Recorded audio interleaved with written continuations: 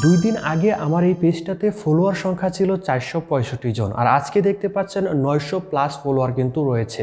যারা আমার video regular দেখেন তারা কিন্তু নিশ্চয়ই বুঝতে পারছেন কিভাবে অর্গানিক উপায়ে আমি ফলোয়ারগুলো অর্জন করতে পারলাম।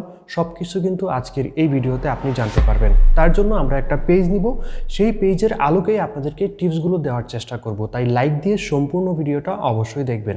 আমি আমার পেজের ফলোয়ার সংখ্যাটা যদি আমি আপনাকে দেখাই, এখান থেকে দেখতে পাচ্ছেন 914টা ফলোয়ার কিন্তু রয়েছে। ঠিক আছে, আমরা একটা পেজ নিব। তো আমরা একটা পেজ নিলাম, মানবেতর জয় নামে একটা পেজ নিলাম। এই পেজে ফলোয়ারের সংখ্যা 249 জন ফলোয়ার, লাইক 50টা মাত্র।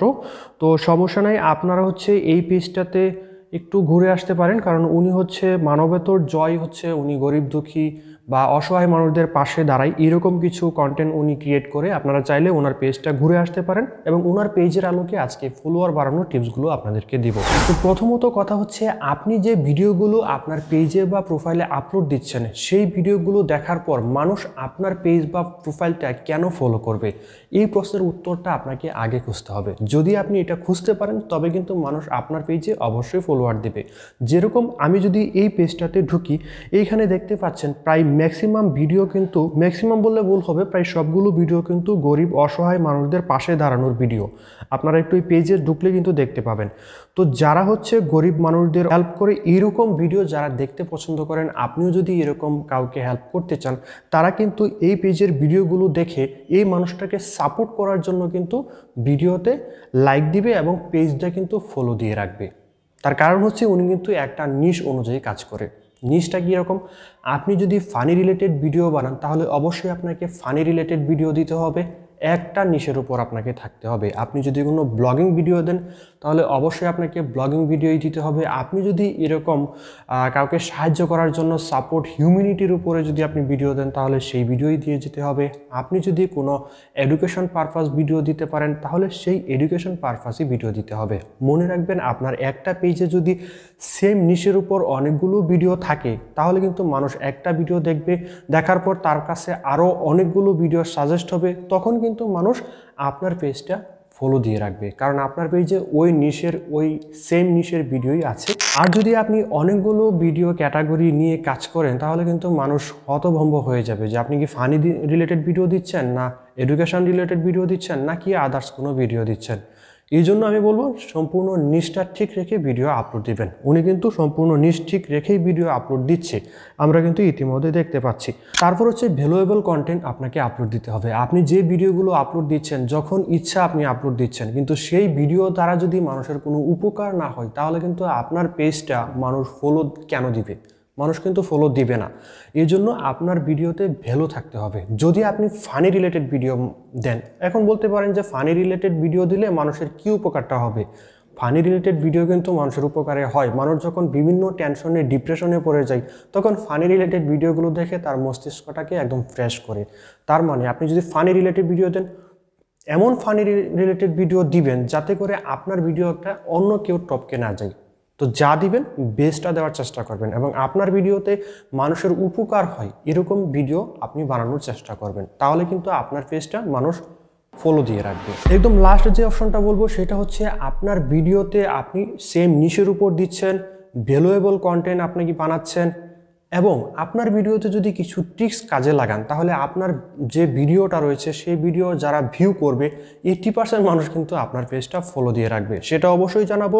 তার আগে আমার এই চ্যানেলে যারা নতুন দর্শক রয়েছেন, অবশ্যই সাবস্ক্রাইব করে দেবেন। আর অনেকেই রয়েছেন আপনারা ভিডিও দেখেন কিন্তু আমার চ্যানেলটা সাবস্ক্রাইব করেন না। এত কষ্ট করে আপনাদের জন্য ভিডিও বানাই, শুধুমাত্র যারা নতুন তাদের জন্যই কিন্তু আমি ভিডিওগুলো বানাচ্ছি, একদম বিগিনার থেকে। তো আমাকে উৎসাহ দেওয়ার জন্য হলেও কিন্তু চ্যানেলটা সাবস্ক্রাইব করে দিতে হবে।